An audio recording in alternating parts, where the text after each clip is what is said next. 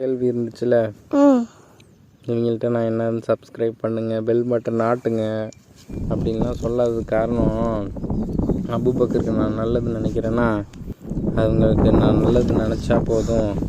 அவங்க காசு கொடுத்ததுக்காக தான் நான் நல்லது நினைக்கிறேன், காசு கொடுத்தா தான் நான் பேசுகிறேன் அப்படின்னா காசு தான் முக்கியமாகிடும்.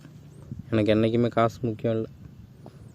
நான் எப்பயுமே வளர்ந்து பாதி விஷமா இல்லை முக்கால்வாசி விஷமா இன்னும் என்னதுன்னு 65+ பார்த்து ஃபுல் விஷத்துலேயும் விஷமாக மாறுறவங்கள்ட்டலாம் நான் துவா கேட்க மாட்டேன். அல்லாட்ட சின்ன பிள்ளைங்கள்லாம் பார்க்குறாங்கன்னா அந்த சின்ன பிள்ளைங்கள அந்த எவ்வளோ அந்த பார் இருக்குல்ல,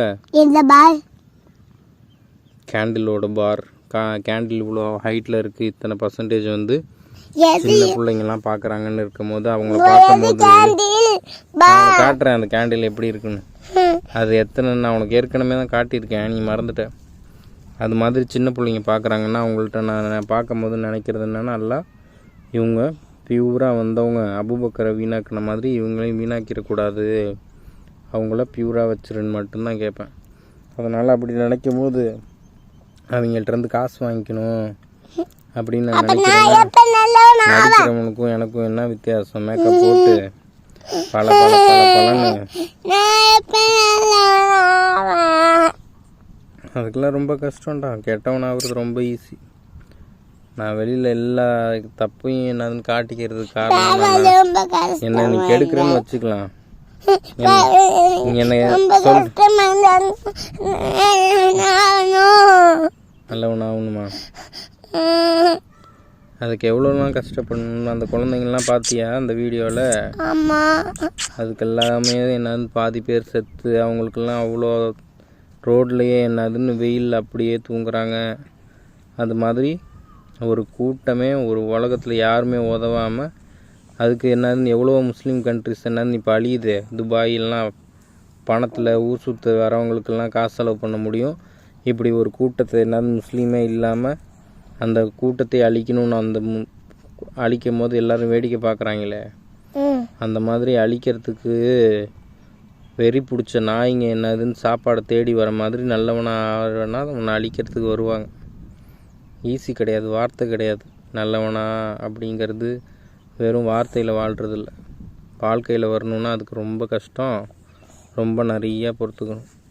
சின்ன பிள்ளைலேருந்து நான் நல்லவனாகவே வளர்ந்தேன், நல்லவனாகவே தான் இருந்தேன்னு நினைக்கிறியா?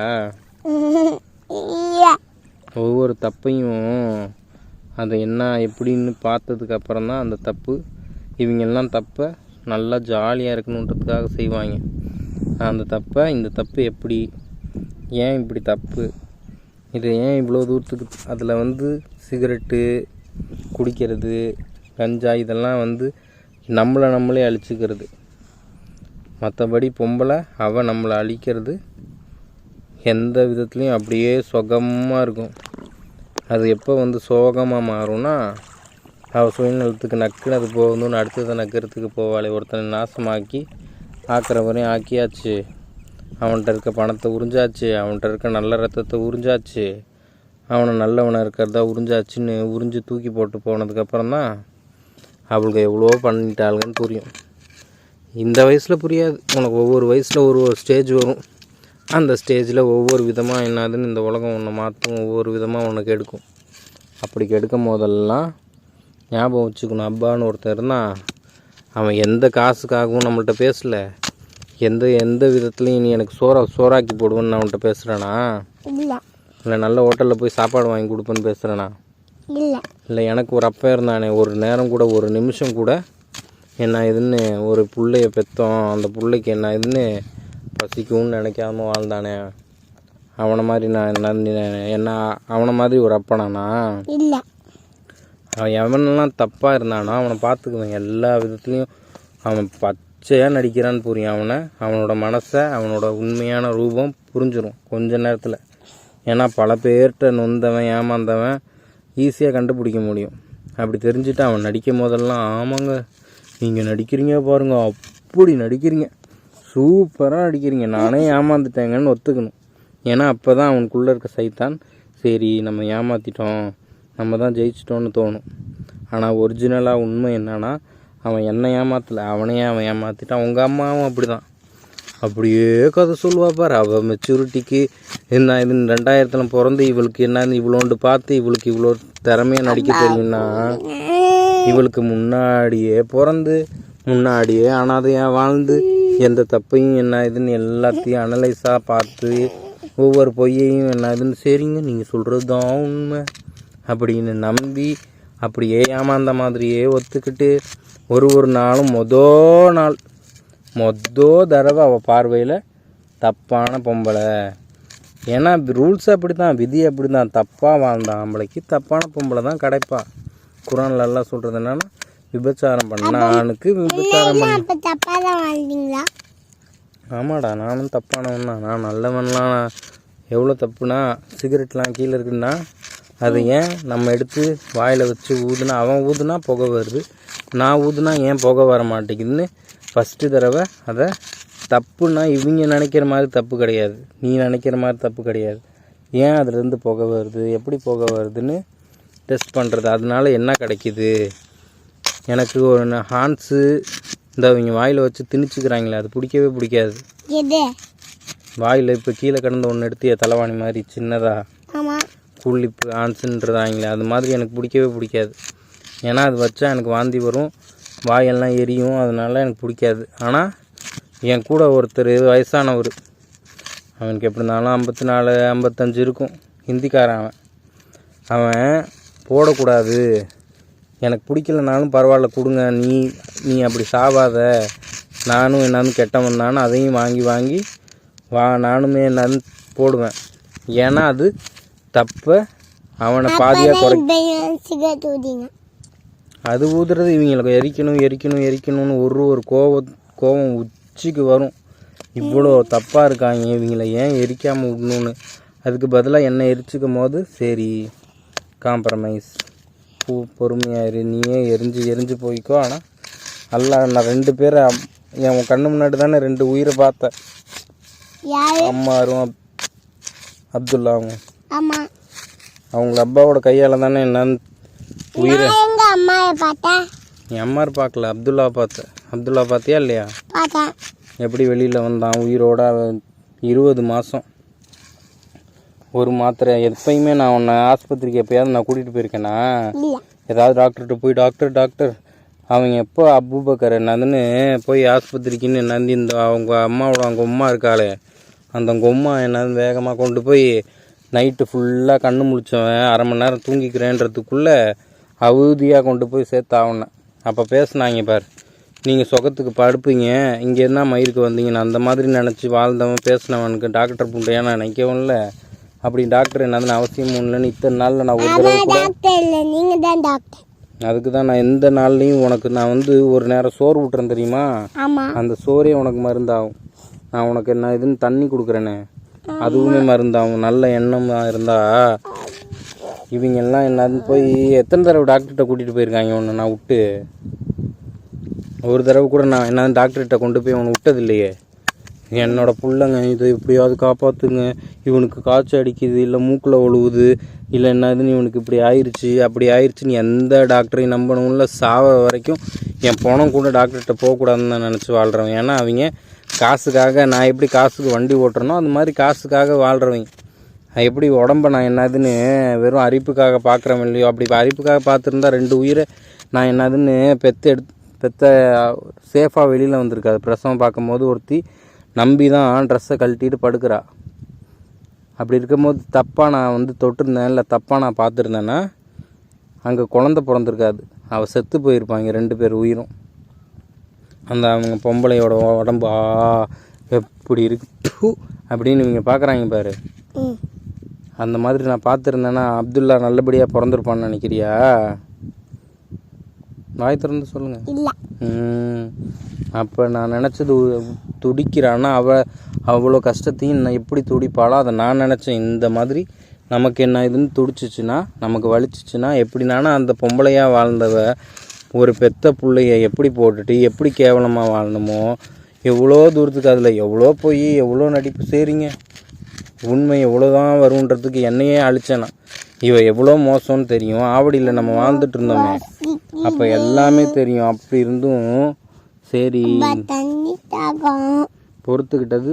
இந்த 2 கையால் 2 உயிரை என்னதுன்னு காப்பாற்றணும்.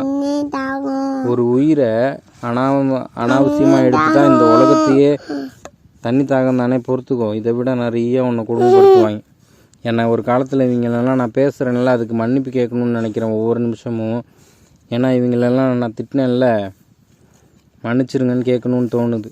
ஆனால் இவங்கெல்லாம் என்னை ஒரு காலத்தில் எவ்வளோ நோக்கடிக்கணுமோ நோக்கடிச்சாங்க. எனக்கு என்னன்னே தெரியாது. இவன் என்னான்னு துளுக்கேன்னுவான், இவங்கெல்லாம் தீவிரவாதின்னு சொல்லுவான். அந்த வயசில் எதுக்கு இவங்க என்ன சொல்கிறாங்கன்னு கூட தெரியாது. இவன் வந்து பாம்பு வைக்கிறவன், இவன் பெரிய டெரரிஸ்ட் அப்படின்னு சொல்லுவாங்க. உன்னையும் தான் சொல்லுவாங்க. என்னன்னு சொல்லுவாங்க? ஏன்னா அவங்களுக்கு ஒருத்தனை மனசால அடிக்கணும். என்னன்னு சொல்லுவாங்க? டெரரிஸ்ட். டெரரிஸ்ட்னா தீவிரவாதி. தீவிரவாதினா எல்லாரையும் கொல்றவன், அனாவசியமாக பாம்பு வச்சு எல்லாரையும் கொல்றவனா. எந்த நேரத்துலையுமே என்ன இதுன்னு ஒரு உயிரை எப்படி என்ன இதுன்னு பியூராக நல்லவனாக வாழ வைக்கணும்னு நினைக்கிறவன் எல்லாம் கொல்றவன். இங்கே ஒவ்வொருத்தனையும் ஊற்றி கொடுத்துட்டு அவன் பொண்டாட்டி என்ன, இவன் பொண்டாட்டி என்னன்னு தெரியாமல் என்னதுன்னு, அவன் பச்சை குழந்தை என்னதுன்னு தப்பான எண்ணத்தில் தொடுறவனும், தப்பாக பார்க்குறவனும், பர்ஃபெக்டானவன், கரெக்டானவனும். மாலை போட்டுட்டு ஒருத்தன் அவ்வளோ கேவலமாக பார்க்குறான். ரோட்டில் அந்த பஸ் ஸ்டாப்பில் நிற்கிறேன் சென்னையில். நான் என்ன டாட்டா ஏஸ் ஓட்டிகிட்ருக்கேன், மாலை போட்டிருக்கானான்னு பார்த்துட்ருக்கான். இதில் மாலை போட்டுட்டு செருப்பை கழட்டிட்டு என்னன்னு நடக்கிறதுனால அவன்லாம் ரொம்ப அவனை சாமின்னு வேற கூப்பிடுமா. அப்படி பொம்பளை என்னன்னு தப்பாக பார்க்குறதவன் கரெக்டானவனா? பொம்பளைங்க எப்படி என்னதுன்னு எதுக்கு புர்க்கா போடுறாங்க? அவங்க உடம்ப என்னதுன்னு கட்டினவனுக்கு மட்டும்தான் காட்டணும், கண்டவனுக்கு காட்டக்கூடாது அப்படின்னா. பேசிக்காக இவங்களோட புத்தி என்னன்னா இப்படியே மினிக்கிட்டு ஈன்னு காட்டுறது தான். அப்படி இருந்தாலுமே ஆம்பளைக்கு என்னன்னா நீ பார்வையை தாழ்த்திக்கணும். அவங்களுக்கும் ஒன்று உனக்கும் ஒன்றுன்னா, நல்ல ஆம்பளையாக இருந்தீங்கன்னா உன்னோட கண்ணு மேய தான் ஆசைப்படும். ஆண் பார்க்குறது தானே உனக்கும் பிடிச்சிருக்கும். அது மாதிரி எல்லாருக்கும் அப்படி தான் தோணும். அதை உன்னையே நீ கண்ட்ரோல் பண்ணி அப்படி பார்க்கக்கூடாது, தப்புன்றத உனக்குள்ளே நீ ப்ரோக்ராம் பண்ணணும். உன் மூளைக்கு சொல்லணும். நீ எப்படி என் கூட போனால் ஒவ்வொரு தடவைக்கு நான் இப்போ பார்க்கல, கீழே குனிஞ்சிட்டேன், நான் இங்கே பார்த்தேன், மேலே பார்த்தேன்னு சொல்லியிருக்கியா சொல்லலையா? அது மாதிரி நீ உன்னையே நீ வந்து மாற்றி அந்த ஆசைக்கோ அரிப்புக்கோ கண்ணால் பாவம் பண்ணாமல் திருப்பிக்கிறதுல தான் இருக்குது நீ ஜெயிக்கிறது. எப்பயுமே என்னன்னு வீரனாக இருக்கவும் பொம்பளையோட ஓட்டையில் தான் சாவாத. தண்ணி என்னன்னு என்ன இப்போ போதுன்ற அளவு குடிச்சிட்டிங்கன்னா அதுக்கப்புறம் என்ன வேணும்னு தோணும்? எனக்கும் தான் தாக்கடிக்குது, நான் உன்ன மாதிரி அழுகுறேண்ணா. தண்ணி தானே வேணும். சரி எந்திரி போகலாம். அப்புறம் கால் வலிக்குமே, அதுக்கு என்ன பாவம் பண்ணால் கால் வலிக்காமல்? இப்போயே உனக்கு கூலி கிடச்சிச்சில்ல. நேற்று நீ என்ன இதுன்னு கிருஷ்ணா பார்க்குறேன், இவன் பார்க்குறேன். கிருஷ்ணா பார்க்குறேன்னா அவன் யார்? திருடி திங்கிறானே அவன் தானே. அவனை பார்த்து திருடி தின்னு, அதெல்லாம் தப்பே இல்லை. இல்லை ப்ளூ கலரில் அப்படி ஒருத்தன் பிறக்கிறான்னா இப்போ ஏன்டா ப்ளூ கலரில் ஒருத்தன் பிறக்கல? அப்படி ஏன் இப்போயும் பிறக்கல? அது உண்மைண்ணா. இப்போயும் அவங்க கூட்டத்தில் ப்ளூ கலராக பிறக்கணும்ல. ஒருத்தன் ப்ளூ கலராக பிறந்து வெண்ணையா நெய்யா என்னத்தை திருடி திம்பான்? லட்டை திம்பானா? அவன் உழைச்சி அவன் சமைச்சு சாப்பிட்றதா? என்ன திம்மா? நீ தானே பார்க்குற. நேற்று மனப்பாடமாக அவ்வளோத்தையும் ஒப்பிச்சு சவுண்டு கேட்குறத வச்சு இப்போ பாம்பு வருது, பாம்புக்குள்ளே போய் கிழிச்சான் வைத்தா. அவங்க பாம்பையும் தான் சாமின்னு கும்பிட்றான். அப்புறம் ஏன் அந்த பாம்பையே அவங்க சொல்கிறாங்க? பாம்புக்கும் தாண்டா இவங்க சாமின்றாங்க. பாம்பும் சாமி, நெருப்பும் சாமி, எல்லாமே சாமி, செத்தவனும் சாமி. நான் சொல்லிட்டேன் அந்த சொன்னேன், அது ஒரே ஒரு பாம்பு. தண்ணியிலேருந்து வரலாது. மேக அது மேலத்துலேருந்து கீழே வந்துச்சு. சரி, அது மாதிரி நீங்கள் இவளுக்கெல்லாம் என்னதுன்னு கொரியன் அதுக்கு அவளுக்கு என்னதுன்னு அரிப்புக்கு என்னதுன்னு எவனையும் வீட்டுக்குள்ளே விட மாட்டாங்க. ஏன்னா டிவி வழியாக ஈன்னு பார்ப்பாங்க, ஃபோன் வழியாக ஆன்னு அரிப்புக்கு பார்ப்பாளுங்க. இன்னும் நாடகம் இன்னும் என்னதுன்னு ஒவ்வொன்றையும் இவங்க எல்லாம் என்னதுன்னு என்ன செய்கிறாங்கன்னா, இதுக்கு பேஸ் பின்னாடி பார்த்தா ஒரு நாடகம் வெறும் சிம்பிளான ஒரே ஒரு சீன். அந்த சீனை 1.5 மணி நேரம் 2 மணி நேரத்துக்கு இழுப்பாங்கன்னா அதுக்கு பின்னாடி எவ்வளவோ நாடகம் விளம்பரம் வரும். அது எல்லாத்தையுமே விற்கணும். உன் தலையில் உன் நெட்டை தீக்கணும். உன்கிட்ட இருக்க காசை அவங்க எப்படியாவது பிடுங்கணும். இதுக்கு தான் உன் மண்டையை மயக்கி உன்னையே என்னதுன்னு யோசிக்க விடாம ஆக்கி அவங்க இவ்வளவும் பண்ணுறது. உன் டேட்டா வேணும், நீ ரீசார்ஜ் பண்ணுறது டேட்டா அவங்களுக்கு வேணும், உன்கிட்டருந்து உன் நேரம் வேணும். நீ நின்று யோசிக்கக்கூடாது. நீ யோசிச்சிட்டின்னா உன்னை நீ ஏதாவது மாற்றிடுவியே. நீ வேணான்னு பார்த்துட்டே இருக்கணும். அதுதான் அவங்களுக்கு தேவை. டிவியில் காட்டுறதோ ஃபோனில் காட்டுறதோ இல்லை ஒவ்வொன்றும் எடுக்கிறதோ. அதுக்கு பின்னாடி என்னன்னா உன் மூளையை அவங்க ஹேக் பண்ணி உன் மூளையை அவங்க கைக்குள்ளே வச்சுக்கணும். அது கொரியன் சீரியஸாக இருக்கட்டும், இல்லை என்னது டோரா பூச்சியாக இருக்கட்டும், இல்லைன்னா என்ன நாங்கள் சின்ன பிள்ளையில் பார்த்ததுலலாம் எந்த பாப்பா இன்னொன்னெல்லாம் அவங்க ஒரு மாரல் கொடுத்தாங்கன்னா நீ கீரைகள்லாம் சாப்பிட்டா ஸ்ட்ரென்த் ஆவ அப்படின்ற ஒரு மாரல் இருக்கு. நான் இப்போ பார்க்கறது எந்த மாரல் என்ன அதுதான் சொல்கிறேன். அதுலலாம் எந்த விதத்துலேயுமே உன் டைமை எடுத்துக்கணும். நீ யோசிக்கக்கூடாது, அவ்வளோதான். அப்போது கார்ட்டூன்னு போட்டு அப்போ ஏமாத்தினாங்க. பூனையும் எலியும் என்னதுன்னு நக்கிட்டு எப்பயுமே சண்டை போட்டு அலையுமா அதை பார்த்துட்டே இருக்கிறது தான் போல பார்க்குனாங்க. ஒரு டைம் பீரியடில் ஒவ்வொன்றை வச்சு இவங்க மண்டையை என்னதுன்னு ஹேக் பண்ணி வச்சுக்கிறாங்க மூளையை. சரி, அது மாதிரி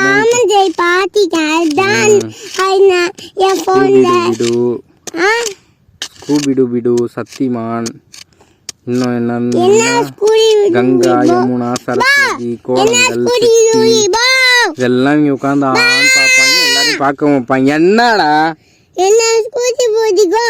அந்த மயிரெலாம் உனக்கு தெரியாது. அதுக்கெல்லாம் நீ ரொம்ப வருஷம் பின்னாடி போகணும். ஸ்கூபிடுனா ஒரு நாயை வச்சு பூனையை வச்சு கார்ட்டூன் ஆக்கி அதை என்னதுன்னு வச்சு உன் மவுளையை கழுவி டைம் எல்லாம் தின்னாங்க. அந்த நேரத்தில் என்னன்னு இவங்க நான் யோசிக்கிறது என்னன்னா பைபிள் தான் சிறந்ததுன்னா அவங்க காசு கொடுத்து எல்லாத்தையும் மாற்றுறாங்கன்னா அதை உட்காந்து அது என்னன்னு எல்லாத்தையும் மண்டையில் ஏற்ற வேண்டியதானே. அந்த கார்ட்டூனுக்கு பேக்கில் பின்னாடி பேக் என்னது அவங்க ஏதோ சொல்லுவாங்களே என்ன பேக்ரவுண்டு. அந்த நாய் பூனையை காட்டிட்டு பேக்ரவுண்டில் எவனோ உட்காந்து பேசுகிறானே அதுக்கு பதிலாக பைபிளையோ இல்லைன்னா இவங்க எல்லாம் நினைக்கிறாங்களே அது எல்லாத்தையும் மனப்பாடம் பண்ண வைக்கலாம்ல. கீதையா என்ன இவங்களுக்கு அது இவங்கெல்லாம் கும்பிட்றது என்ன கல்லை கும்பிட்றாங்க. ஆனால் அவங்க எதுவும் மனப்பாடம் பண்ண மாட்டாங்க. 2 கயிறு என்னதுன்னு போட்டிருக்கவன் மட்டும்தான். அவன்லாம் ஏன் வெயிலில் நடந்து வர மாட்டேங்கிறான்? இவங்க நடந்து போகிறாங்களே சாயங்காலம் என்னது நானொன்னே வெயில் குறைஞ்சோன்னு ஏன் நடந்து போகிறாங்க? நல்லா உச்சி வெயிலில் நடக்க வேண்டியதானே. நெருப்பில் நடக்கிறாங்கன்னா ஏன் அணைஞ்சு வெறும் கறிக்கோட்டையில் நடக்கணும்? நல்லா கொதுன்னு ஃபுல் நெருப்பு எரியும் போது நடந்து போகணும். அதுதான் உண்மையாக சாமிக்கு எந்த தேவையும் இல்லை. உனக்கு தான் சாமி படைச்சிச்சுன்னா உன்னை வாழ வைக்கணும்னா நீ வெயிலில் நடக்கணும், நீ வாயில் குத்திக்கணும், நீ உடம்புல குத்தி உன்னை தொங்க விடணும். இப்படின்னு எந்த சாமியுமே அப்போ அது சாமி இல்லையே. கோழி எல்லாம் உடம்புல குத்தி இது தொங்க விடாங்க கம்பியில். அதெல்லாம் அவங்களோட மூட நம்பிக்கை. அப்படிலாம் பண்ணா அப்படிலாம் சாமி என்னதுன்னு அள்ளி கொடுத்துருவோன்னா அப்போ ஏன்டா நான் என்னான்னு கேட்குறது. கம்மியாக இருக்கவன் ஏன் பண்ணுறான்? அதே பேர் தான் வச்சுருக்கான் கார்த்தி சூர்யா. இவங்கெல்லாம் ஏன் அதெல்லாம் குத்திக்க மாட்டேங்கிறாங்க? ஏன்னா அவங்கெல்லாம் என்னதுன்னு நடிகர் ஆகிட்டாங்க. அவங்கெல்லாம் என்னதுன்னு அவங்களும் தானே குத்திக்கணும். இல்லை என்னதுன்னு பெருசாக என்னதுன்னு பாரதியார் ஃபாதர்னு ஒரு மயிரானும் என்னதுன்னு பிடுங்க முடியாது. எவனுமே அவன் ஆசையை அடக்கி வாழ்ந்தவனாக எந்த சரித்திரமுமே கிடையாது. அவர் முற்றிலும் தொடர்ந்துட்டாரான். அமுத்து போட்டு ஆடுறாங்க. அவங்க தான் ஃபாதர்னு ஒருத்தர் இருப்பான். நீ அதெல்லாம் நிறைய அனலைஸ் பண்ணியிருந்தான். நீ தப்பை எப்படி பார்க்கணுன்னா அந்த தப்பை எல்லாமே நானும் தான் செய்கிறேன். அதிலிருந்து ஏன் அப்படி செய்ய வைக்கிறாங்க, இதனால என்னன்றதை நீ அப்படி நீ டெஸ்ட் பண்ண ஆரம்பித்தாதான் நான் பார்க்குற கண்ணோட்டத்தில் நீ பார்க்க மாட்ட. நீ நிற்கிறியா இல்லை நட்டுக்கிட்டு போறியான்னு பார்க்கலாம். நிற்பியா நட்டுக்கிட்டு போயிடுவியா? எங்க இந்த உலகம் ஒன்று என்ன அழிக்க நினச்சா அதை அழிகிறதுல அழிஞ்சிட்டேன்னு காட்டிட்டு, ஆனால் உனக்குள்ளே ஒன்று தோணும் தப்பு பண்ணும் போது. எனக்கு எல்லா தடவைக்கும் எல்லா தப்புலையும் தப்புங்கிறது உள்ள பயத்தில் அப்படி தப்பு தப்புன்னு.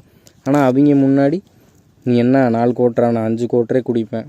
என்னோடய கான்ஷியஸ் என்னோடய மைண்ட் என்ன சொல்லணும், நீ எந்த போதையை வேணால், ஆனால் அதில் நீ மயங்கிறாதன்னு மட்டும் சொல்லும்.